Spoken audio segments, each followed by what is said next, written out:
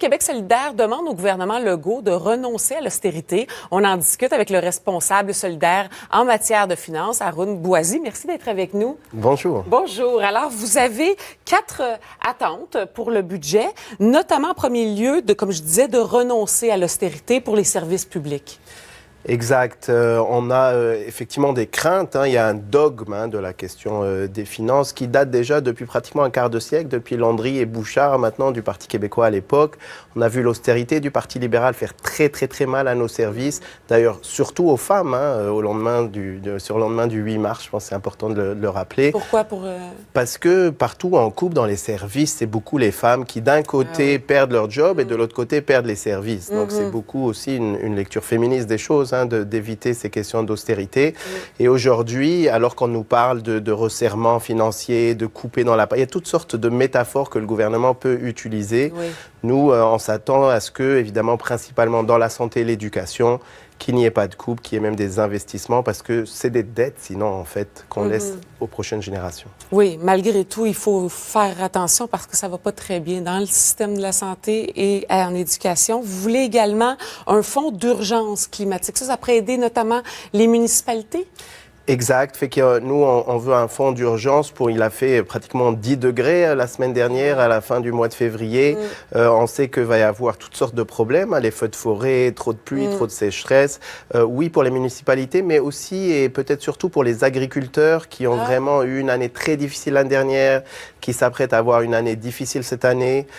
C'est aussi une question de souveraineté nationale, la question de l'agriculture. Et pour nous, c'est important de prévoir tout de suite. C'est pas difficile de prévoir qu'il va y avoir des problèmes, de prévoir tout de suite des fonds qui vont les accompagner tout au long de ces difficultés. Et ça, on n'en a pas pour l'instant.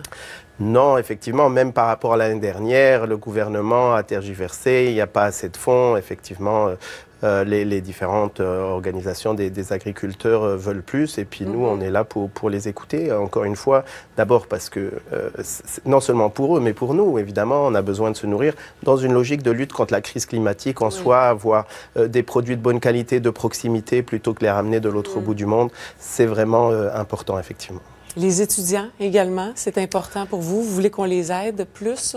Exact. Les étudiants et les nouveaux diplômés qui finissent avec des lourdes dettes et qui démarrent très difficilement dans la vie, c'est eux, avec les aînés, qui sont le plus touchés par le coût de la vie. Ah oui? Eux, particulièrement, ont beaucoup de difficultés avec des dettes de pouvoir même imaginer peut-être un jour acheter une maison. Donc, on propose 2 choses. Couper de 20% les dettes étudiantes, des personnes qui ont des dettes étudiantes actuellement, et de l'autre côté, bonifier la partie bourse de 1 000 $ pour les étudiants actuellement en place pour qu'ils puissent justement se loger, se nourrir, ce qui est malheureusement de plus en plus difficile. Peut-être juste un mot, moi dans ma circonscription, dans Maurice Richard, donc du côté d'Annecy, il y a depuis 4 ans l'apparition d'étudiants, d'aînés, de travailleurs dans les banques alimentaires parce qu'ils ne sont plus capables de se nourrir autrement. C'est vraiment pas comme ça qu'on construit pour l'avenir. C'est eux, évidemment, à qui on va passer le flambeau. C'est eux l'avenir, oui, c'est ça. Vous l'avez dit aussi, il y a une crise du logement en ce moment et ça aussi, vous aimeriez plus de mise en chantier ou en fait aider pour qu'on puisse en avoir plus? Exact. On est pour enlever la TVQ à 100% pour tout ce qui est non lucratif, donc les OSBL, et à 50% pour tout ce qui est privé, pour justement pousser. Vous savez, on a baissé pratiquement de 43%, si mes souvenirs sont bons, les mises en chantier depuis 2021. Il faut absolument construire, c'est une des exigences de la crise qu'on vit. Et puis, il faut construire plus dans le non lucratif, mais aussi dans le privé. C'est pour ça qu'on propose cette proposition-là, effectivement. Éric Girard avait mentionné il y a quelque temps que ce serait un budget largement déficitaire. Est-ce que ça vous inquiète? Ça dépend de ce qu'il appelle largement déficitaire, parce qu'au Québec, on a une spécificité, on appelle déficitaire une fois qu'on a mis de l'argent dans le fonds des générations.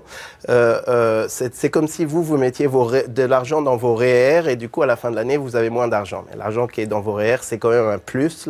C'est une particularité du Québec, encore une fois, idéologique, franchement, qui date depuis Landry et Bouchard, qui s'est accumulé. Évidemment, le Parti libéral et aujourd'hui d'un côté, Legault ressort de cette idéologie-là du Parti québécois, et puis M. Girard lui-même s'était présenté pour les conservateurs dans une autre vie. Vous savez, nous, on n'est pas de cette école-là. On pense que laisser des écoles en mauvais état, laisser des urgences qui ferment, ne pas prévoir pour du transport en commun pour les prochaines, pour lutter contre la crise climatique, c'est des dettes qu'on laisse, qui sont très concrètes. Donc, il faut élargir le concept de dette. Et actuellement, la dette du Québec n'est pas dramatique. Okay. On a des notations de AAA sur une lecture tout à fait comptable.